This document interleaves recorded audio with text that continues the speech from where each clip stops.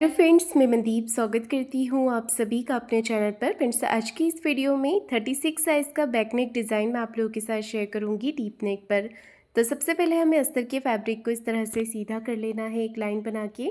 इसके बाद में आपको टोटल लेंथ लेनी है, तो जितनी भी लेंथ आप तैयार रखना चाहते हैं उसमें 1 इंच मार्जिन का प्लस करके टोटल लंबाई आप यहाँ पर रखिएगा। तो टोटल लेंथ मैंने रखी है 14.5 इंच।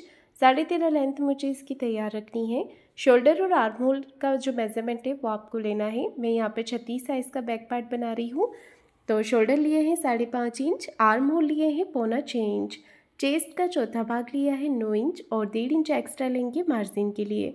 कमर है 30 इंच, उसका चौथा भाग लेंगे 7.5 इंच, 1.5 इंच एक्स्ट्रा लेंगे मार्जिन के लिए और 1 इंच आपको एक्स्ट्रा रखना है बैक पार्ट की प्लेट्स के लिए। बैक पार्ट के आर्म होल की गोलाई आपको 1.25 इंच पर देनी है। तो मैंने यहाँ पर मार्किंग पूरी कर ली है और अब हमें इसे कट कर लेना है। तो बैक पार्ट को देखिए मैंने यहाँ पर इस तरह से कट कर लिया है। अब इसे मैन फैब्रिक पर रखकर कट करेंगे। गले का मेजरमेंट लेना है। गले की विड्थ रखी है 2.5 इंच। गले की लंबाई रख रही हूँ मैं यहाँ पर 11 इंच की और नीचे से गले की चौड़ाई रखेंगे हम यहाँ पर 3 इंच। चौकोर एक बॉक्स बना लेना है। अब हमें गले का शेप ड्रॉ करना है, तो बीच में से 1.5 इंच पे आपको एक मार्किंग कर लेनी है 1.5 इंच पे और इस तरह से आपको इसे शेप दे देना है। इस शेप को आपको ऊपर की तरफ मिला देना है। तो गले की लंबाई चौड़ाई आप अपने अकॉर्डिंग कम ज़्यादा करके ले सकते हैं।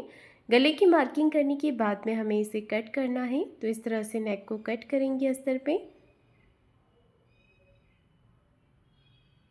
तो ये पैटर्न आपको रखना है। अभी इसमें से हम ऊपर से डिज़ाइन का पैटर्न अलग से कट करेंगे।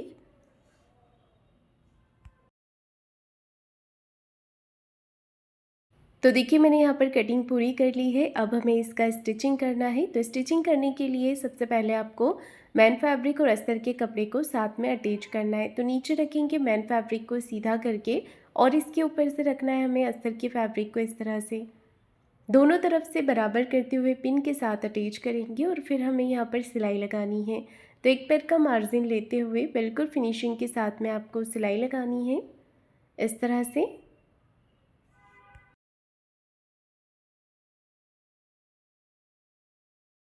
सिलाई लगाने के बाद में जो एक्स्ट्रा फैब्रिक है इसे आपको कट करके निकाल देना है और अस्तर के बराबर से इसे कर लेना है। पूरे गले के पैटर्न पे छोटे छोटे कट्स लगा लेंगे। तो देखिए मैंने यहाँ पर इस तरह से कट्स लगा दिए हैं। अब आपको इसे अंदर की तरफ फोल्ड कर लेना है अच्छे से फिनिशिंग के साथ में।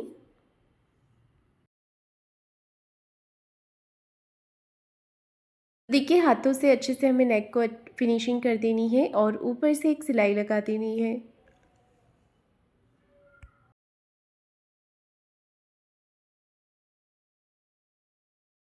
तो देखिए नेक के ऊपर इस तरह से सिलाई लगाएंगे।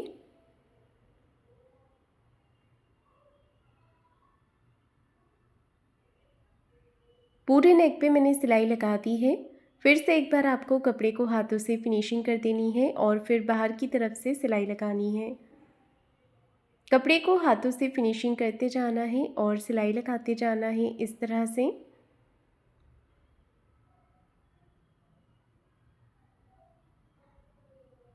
तो देखिए मैंने यहाँ पर सिलाई लगा करके इसे पूरा कर लिया है।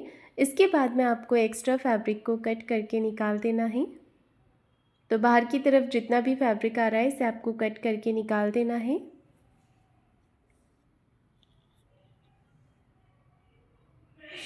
एक्स्ट्रा फैब्रिक को मैंने यहाँ पर कट कर दिया है।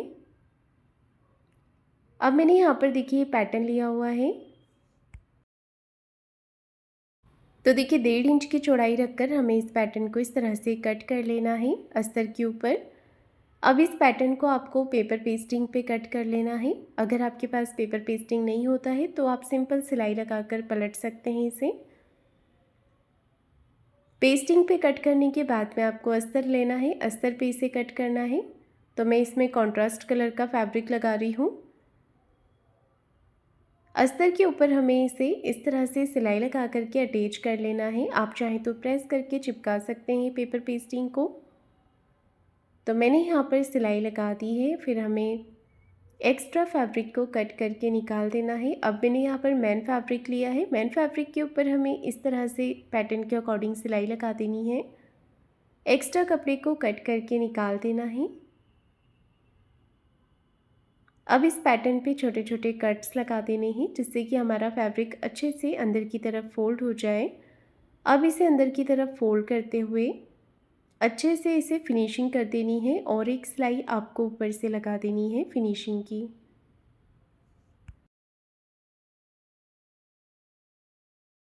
तो ये देखिए पैटर्न बन करके तैयार हो गया है। अब हमें बाहर की तरफ से सिलाई लगा देनी है। बाहर से भी मैंने यहाँ पर सिलाई लगा दी है। अब मैंने यहाँ पर कपड़े के कुछ पैटर्न लिए हैं। तो 3 इंच की लंबाई चौड़ाई में कपड़े के पैटर्न लेकर के इसे ट्रायंगल शेप में आपको फोल्ड करके तैयार कर लेना है। फिर एक के ऊपर एक इस तरह से रख लेंगे और सिलाई लगा करके अटैच कर देंगे।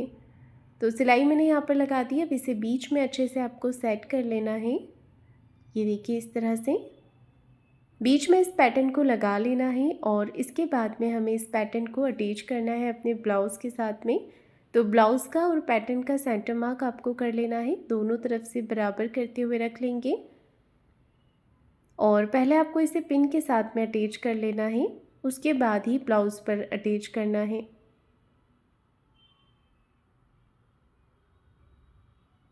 सिलाई लगा करके मैंने इस पैटर्न को अटैच कर दिया है। अब हमें बैक पार्ट में डॉट लगा लेना है। तो सेंटर से कपड़े को फोल्ड करके 4 इंच की लंबाई में डॉट लगाएंगी दोनों ही तरफ। फिर नीचे की तरफ हमें कमर पट्टी अटैच कर लेनी है। 1.5 इंच की चौड़ाई में आपको पट्टी को कट करना है। तो आप यहाँ पर सिंगल फोल्ड कर सकते हैं या फिर इस तरह से डबल फोल्ड करके भी अटैच कर सकते हैं।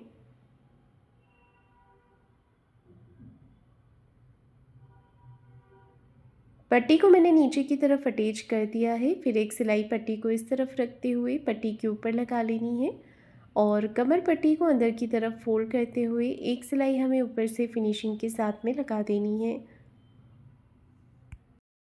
तो ब्लाउज़ का डिज़ाइन मेरा बनकर के रेडी हो गया है। अब मैं इसके ऊपर लेस लगा रही हूँ। तो ऊपर हमें एक पतली सी लेस लगा देनी है और बाहर की तरफ भी आप चाहें तो पतली या ब्रॉड अपनी पसंद से लगा सकते हैं। गले के शेप के हिसाब से हमें लेस को प्लिट्स बना देनी है घुमाते हुए। तो पहले मैंने ऊपर वाले पैटर्न पे लेस को अटैच किया है। फिर बाहर की तरफ से लेस लगानी है। तो यहाँ पर मैं थोड़ी ब्रॉड लेस लगा रही हूँ।